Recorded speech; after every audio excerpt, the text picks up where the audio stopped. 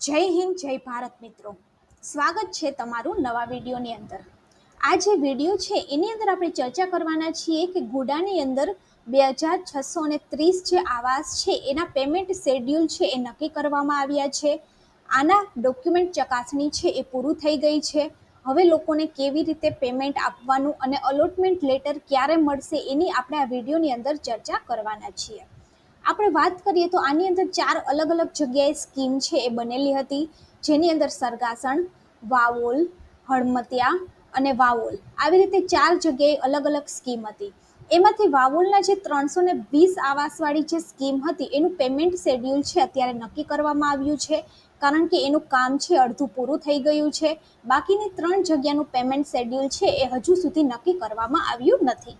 તો આપણે વાવોલનું payment schedule શું છે એના વિશે આ વિડીયોની અંદર ચર્ચા છે કરવાના છીએ।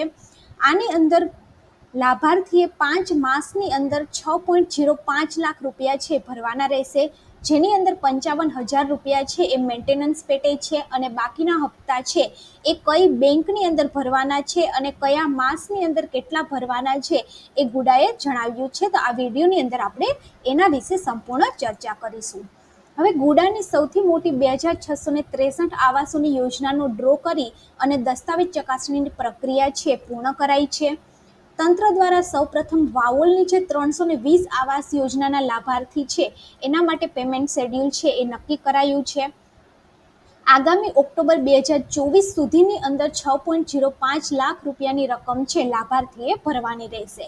એટલે આપણે વાત કરીએ તો અત્યારે જૂન મહિનો ચાલે છે, જૂન મહિનો આવવાનો છે, તો ઓક્ટોબર સુધીની અંદર 6.05 લાખ રૂપિયા લાભાર્થીએ ભરવાના રહેશે। હવે અમુકને પ્રશ્ન છે કે 6 લાખ રૂપિયા કેવી રીતે ભરી શકાય, કારણ કે આની અંદર 3 લાખ સુધીની ઇન્કમવાળા જે છે એ જ ફોર્મ ભરી શકતા હતા, તો ખાલી 3 કે 4 મહિનાની અંદર 6 લાખ રૂપિયા કેવી રીતે ભરવા। તો આની અંદર ગુડાએ જો તમારે લોન લેવી હોય તો શું કરવાનું એ પણ જાણકારી છે આપેલી છે। હવે આવાસ યોજનાઓ અંતર્ગત સેંકડો લાભાર્થી દ્વારા નાણાં ભરપાઈ કરવા અને દસ્તાવેજ ભરનારા જ ફાળવણીને પત્ર આપવો અને ફ્લેટ માટે નિયત કરાયેલ મેન્ટેનન્સ સહિતની જે રકમ છે એ ગુડા દ્વારા 2363 ફ્લેટની જે 4 સાઇટ છે એના 6.5 લાખ રૂપિયા ભરી અને દસ્તાવેજ કરાવનારને જ ફ્લેટ છે એનો કબજો સોંપાશે। હવે ફ્લેટ માટે નિયત કરવામાં આવેલી રકમ મેન્ટેનન્સ સહિત ભરાયા પછી દસ્તાવેજ બાદ જ કબજો છે એ સોંપવાનો નિર્ણય લેવાયો છે। ફ્લેટના લાભાર્થીઓ દ્વારા ઘરનું ઘર મેળવવા માટે અરજી યાદી અગ્રતા ક્રમે ફાળવણી કરવામાં આવી, ત્યારે 7500 રૂપિયા છે એ ભરવામાં આવ્યા હતા। તેના કરવાની પ્રક્રિયા પણ હાલમાં ચાલુ સહિત હવે પેમેન્ટ શેડ્યુલ પ્રમાણે ઓક્ટોબર 2024 સુધીની અંદર કુલ 6 લાખ રૂપિયા છે ભરવાના છે। આ દરમિયાન વાવોલ વિસ્તારની 2 સ્કીમની અંદર લાભાર્થીઓએ એમાંથી જે એક સ્કીમ છે એમાં 5.50 લાખ છે લાભાર્થીએ ભરવાના રહેશે। મેન્ટેનન્સના જે રૂપિયા છે એમાંથી એક સ્કીમના લાભાર્થીઓ 75,000 ક્યાં સુધીમાં ભરવાના એની સમય મર્યાદા છે એ નક્કી કરવામાં આવી નથી। આ ઉપરાંત પાણી, ગટર અને વીજ જોડાણના હપ્તામાં 55,000 અને ચાર્જિસ જે કંઈ અલગથી હોય એ લાભાર્થીએ ચૂકવવાના રહેશે। અગાઉની સ્કીમની અંદર લાભાર્થીઓ લાંબા સમય બાદ પણ આવાસની રકમ ન ભરતા હોવાના કિસ્સા છે એ નોંધાયા છે। એટલા માટે તંત્રે હવે ના છૂટકે 3 નોટિસ ફટકારી અને નિયત રકમ ન ભરતા લાભાર્થીઓના આવાસની ફાળવણી છે એ રદ કરી અને વેઇટિંગ લિસ્ટ છે એ ટાઈમે લાગુ કર્યું હતું। આ વખતે નિયમ સમય મર્યાદા બાદ લાંબી રાહ જોયા વિના તંત્ર નિયમ અનુસાર નોટિસ ફટકારી અને જરૂરિયાત જણાતા આવાસોનું વેઇટિંગ લાગુ કરવાની તૈયારી છે એ બતાવી છે। લાભાર્થીએ પ્રથમ અને બીજા હપ્તા બાદ લોનની જરૂરિયાત જણાય તેવા કિસ્સામાં ગુડા જરૂરી દસ્તાવેજો છે એ પૂરા પાડશે। એટલે કે આની અંદર ટોટલ 5 હપ્તાની અંદર પૈસા છે ભરવાના છે। હવે 5 હપ્તાની અંદર મંથ વાઇઝ આપણે વિડીયોના અંતની અંદર જોશું કે કેટલા રૂપિયા ભરવાના છે। હવે આની અંદર પ્રથમ અને બીજો હપ્તો તમારો ચૂકવાઈ જાય ત્યારબાદ જો તમારે લોનની જરૂરિયાત જણાય તો ગુડા છે તમને જરૂરી દસ્તાવેજ છે એ આપશે। હવે 7 વર્ષનો લોકિંગ પીરિયડ છે નક્કી કરવાનો હોવાથી દસ્તાવેજ કરાવવો છે એ ફરજિયાત છે। આ ઉપરાંત તમામ હપ્તાની રકમ ભરી દીધા પછી જ આવાસનું પોઝેશન છે એ લાભાર્થીને સોંપવામાં આવશે। એટલે કે એવું નથી કે તમને મકાન લાગી ગયું એટલે મકાન તમારું। તમને મકાન લાગ્યું છે, હવે તમે એમને જે પેમેન્ટ શેડ્યુલ નક્કી કર્યું છે એ પ્રમાણે તમે પેમેન્ટ ભરશો, હપ્તાઓ બધા ભરાઈ જશે, ત્યારબાદ આવાસનું પોઝિશન છે એ લાભાર્થીને મળશે. વાવોલની જે 359 આવાસની સ્કીમનું કામ છે હજી નજીકના ભવિષ્યની અંદર પૂર્ણ કરાશે. એવી જ રીતે તબક્કાવાર ગુડા દ્વારા વાવોલની 369, સરગાસણની 624 અને વાસણા હનુમતિયાની 1352 આવાસોની સ્કીમ માટેનું પેમેન્ટ શેડ્યુલ છે એ આગળના સમયની અંદર નક્કી કરાશે. અન્ય આવાસ યોજનાની કામગીરી છે હજુ પ્રગતિ હેઠળ છે.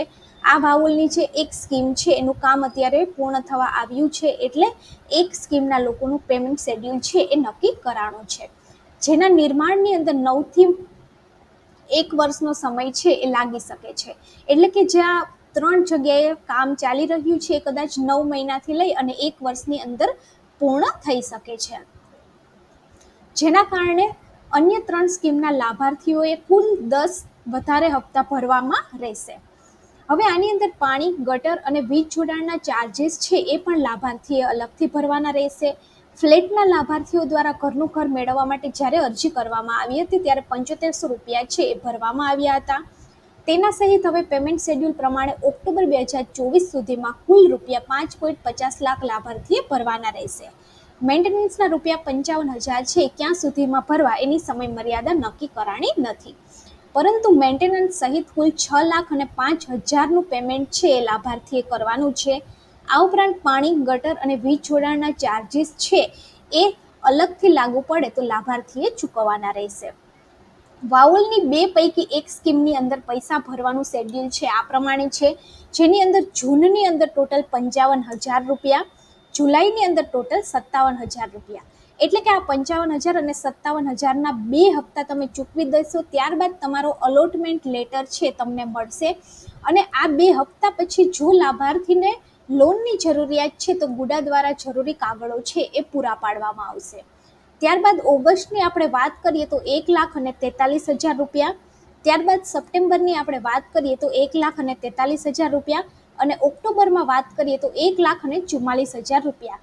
આવી રીતે ટોટલ આટલા રૂપિયા છે એ 5 હપ્તાની અંદર ભરવાના થાય છે. મેન્ટેનન્સના જે 55,000 રૂપિયા છે એ અલગથી જ્યારે જણાવે ત્યારે ભરવાના થશે. અને આ જે પૈસા છે એ કઈ જગ્યાએ ભરવા, તો આ પૈસા છે એ સેક્ટર 16ની અંદર આવેલી જે HDFC બેંક છે એની અંદર ભરવાના છે. હવે 1,12,000 રૂપિયા ભરાઈ જાય ત્યારબાદ અલોટમેન્ટ લેટર છે આપવામાં આવશે. એટલે કે આ 2 હપ્તા ભરાય જૂન અને જુલાઈના, ત્યારબાદ અલોટમેન્ટ લેટર છે મળશે અને બધા હપ્તા ભરાઈ જાય ત્યારબાદ મકાનની ફાળવણી છે એ કરવામાં આવશે. હવે પેમેન્ટના શેડ્યુલ મુજબ નાણાં ભરપાઈ નહીં કરનારના મકાનની ફાળવણી છે એ રદ પણ થઈ શકે છે. ચાવી સોંપાયા બાદ વર્ષો સુધી ફ્લેટની નિયત રકમ લાભાર્થી દ્વારા જમા કરાવવામાં નહીં આવ્યાના અને 10 વર્ષ પસાર થયા હોવા છતાં દસ્તાવેજ નહીં કરાવવાના ઘણા બધા કિસ્સાઓ છે એ આવ્યા છે. આમ થવાના કારણે ગુડા દ્વારા આવાસ યોજના પાછળ કરાયેલા ખર્ચ ઉપરાંત સરકારને મળવાપાત્ર ડ્યુટીની રકમ છે રોકાયેલી રહેતી હોવાથી આર્થિક નુકસાન છે એ સરકારને ભોગવવું પડે છે. હવે તેનો ઉકેલ છે એ શોધી લેવાયો છે, કારણ કે પેમેન્ટ શેડ્યુલ મુજબ નિયત સમય મર્યાદાની અંદર નાણાં ભરપાઈ જે નહીં કરે એમના આવાસની ફાળવણી છે એ રદ કરાશે. અને જે લોકો આવી રીતે 2 હપ્તા ભરશે ત્યારબાદ એમને લોનની જરૂર હશે તો ગુડા દ્વારા જરૂરી કાગળો છે એ પૂરા પાડવામાં આવશે. પેમેન્ટનું શેડ્યુલ છે એ ઓક્ટોબર સુધીની અંદર તમારે પેમેન્ટ છે પૂરું કરવાનું છે. હવે ઘણા બધા લોકોને પ્રશ્ન હશે કે અમે કઈ રીતે કરીએ, તો આના માટે લોન છે એ તમને કદાચ મળી રહેશે. લોન માટેની જવાબદારી છે એ બેંકની છે, પરંતુ કાગળ તમને ગુડા દ્વારા કરી આપવામાં આવશે. જે કાગળની જરૂર હશે એ ગુડા દ્વારા આપવામાં આવશે.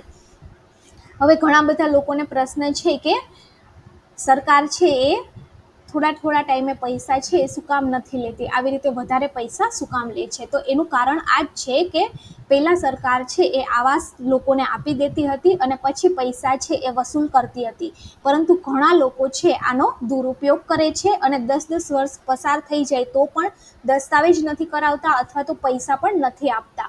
એટલા માટે સરકારને જ નુકસાન જતું હોય છે અને આવા ખરાબ અનુભવના લીધે જ હવેનું જે શેડ્યુલ છે અથવા તો હવેની જે સિસ્ટમ છે એ સરકાર દ્વારા પણ ચેન્જ કરવામાં આવતી હોય છે.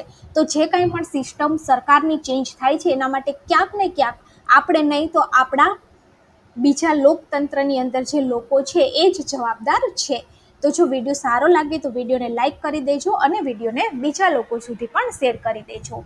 આવી જ નવી નવી માહિતી જાણવા માટે ચેનલની સાથે જોડાયેલા રહેજો અને ચેનલને સબસ્ક્રાઈબ કરજો.